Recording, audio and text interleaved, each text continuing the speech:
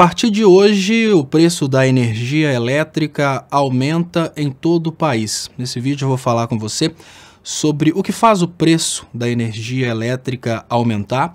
Eu vou falar também sobre a visão conspiratória que sempre aponta para a culpa aí de grandes empresários que se beneficiam do aumento do preço da energia elétrica. Não esqueça de dar o like no vídeo e se inscrever no canal se você ainda não for inscrito. Mas vamos lá.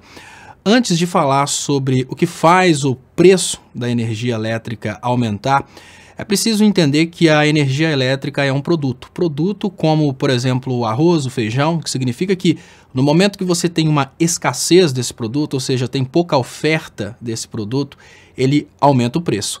No momento que você tem uma oferta muito grande desse produto, da energia elétrica, a tendência natural é que a energia diminua o preço. E o que faz a gente ter uma menor oferta da energia elétrica? Por exemplo, falta de água nos reservatórios. Toda hora que a gente tem aí uma notícia de que a energia vai aumentar o preço, a culpa é sempre das secas, da falta de água nos reservatórios. E no momento que falta água nos reservatórios, o sistema elétrico nacional, o operador nacional, ele precisa comprar energia elétrica de outras formas de produção. Então imagine você que a energia elétrica ela é produzida em usinas hidrelétricas a partir da pressão da água numa turbina, e essa água ela não tem, entre aspas, custo, porque a água está ali disponível para gerar a energia elétrica. Agora, no momento em que falta água, o sistema elétrico nacional precisa funcionar e o operador nacional do sistema precisa comprar energia de indústrias que produzem a eletricidade a partir de combustíveis, e combustíveis caros, como, por exemplo, o óleo combustível, o carvão combustível, ou até mesmo o diesel, no momento de ponta. Ponta é aquele horário que tem o maior consumo de energia. São necessários os acionamentos, às vezes, de geradores a diesel. Por que isso tudo é importante? Porque, primeiro ponto, se a gente tem pouca produção de energia elétrica a partir de água, seja pela falta d'água ou seja pela falta de usinas hidrelétricas, a gente tem que comprar energia de usinas que geram a partir da queima de combustíveis. Para quem acredita no aquecimento global, a queima de combustíveis ela tem esses efeitos colaterais, né? Você deixa de produzir a energia a partir da pressão da água, mas você produz a partir da queima, por exemplo, do óleo combustível, a partir da queima do carvão mineral, até mesmo a partir da queima do diesel, e a partir daí você está emitindo gases do efeito estufa e você tem o aquecimento global. Agora, pontos importantes que a gente precisa levar em conta nesse momento para analisar quais são os fatores que poderiam causar essa falta de produção de energia elétrica no Brasil. E aí eu entro na parte conspiratória que você não é obrigado a acreditar. Olha, eu acredito que existe um lobby, ou seja, uma pressão muito grande dos empresários, donos das usinas termoelétricas, ou seja, os empresários que são donos das usinas que produzem energia elétrica a partir da queima de carvão, da queima de óleo combustível, ou até mesmo a partir da operação de geradoras a diesel. Esses empresários, eles só vendem energia no momento que as hidrelétricas param de produzir. Por quê? Porque o operador nacional do sistema ele compra primeiro a energia mais barata. No momento em que falta energia hidrelétrica, ele tem que comprar a energia mais cara. Então, para que um operador de uma usina que gera, por exemplo, a diesel seja contratado, é preciso que falte energia mais barata. E no momento que o diesel, que é a geração de energia mais cara que a gente tem, é acionada, porque realmente as outras opções elas não estão suficientes para gerar energia. Então a gente tem aquela ordem, né, que é a hidrelétrica, a gente tem também a termonuclear, depois a gente tem a geração a gás, a geração a óleo combustível, carvão mineral, enfim, por último, a geração a diesel.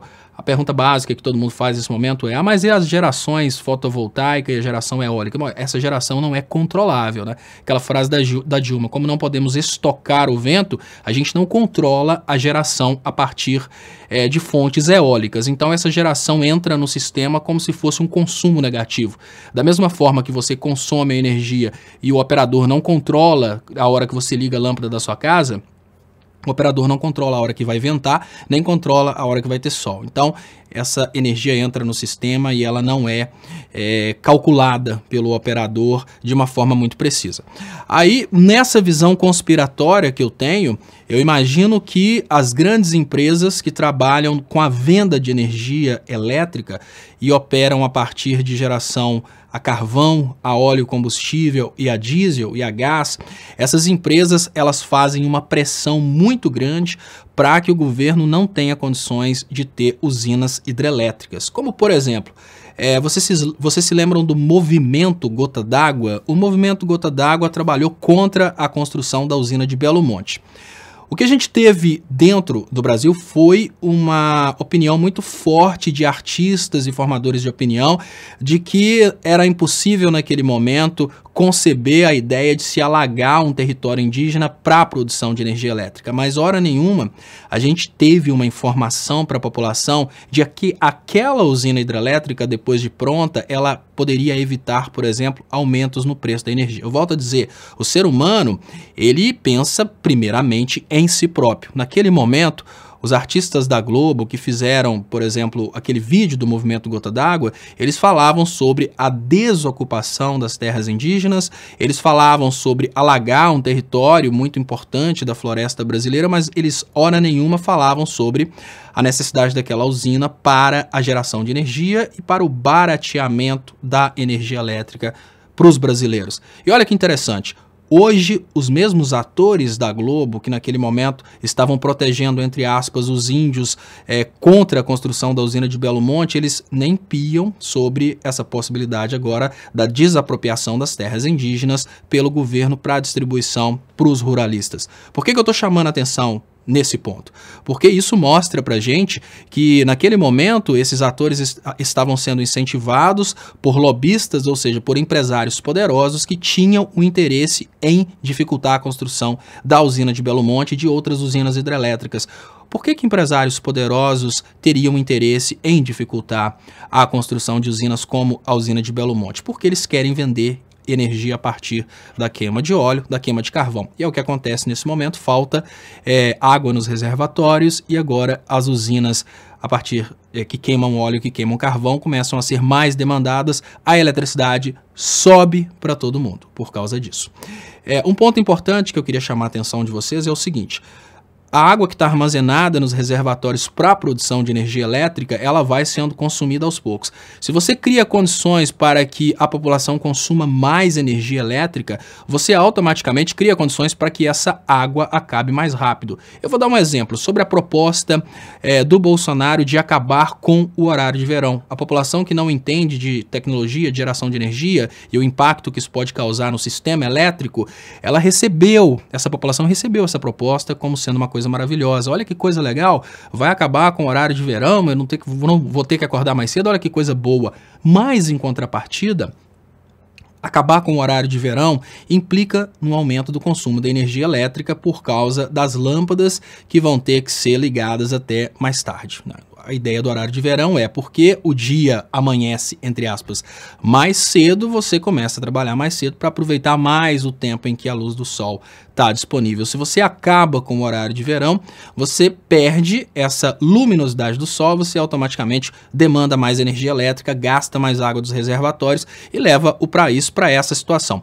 Qual que é a visão conspiratória que eu tenho? Eu nem vou falar que o Bolsonaro tem consciência disso, talvez ele nem saiba desse detalhe, mas parece que a mudança nesse sentido, ou seja, acabar com o horário de verão, é uma pressão vinda dos produtores de energia elétrica exatamente para que aconteça o que começa a acontecer agora, ou seja, falta água nos reservatórios e a partir dessa falta de água nos reservatórios, os produtores de energia podem vender a energia mais cara. Para vocês terem uma ideia, agora falando em números, pessoal, me parece que foi em 2015, nós tivemos momentos em que a energia produzida em uma região do Brasil, ela custava R$1 o megawatt, e a energia produzida em outra região custava R$400 o megawatt. Para vocês terem uma ideia de como a energia produzida a partir da hidrelétrica é muito mais barata do que a energia produzida, às vezes, a partir de fontes fósseis, né, da queima aí de algum tipo de combustível.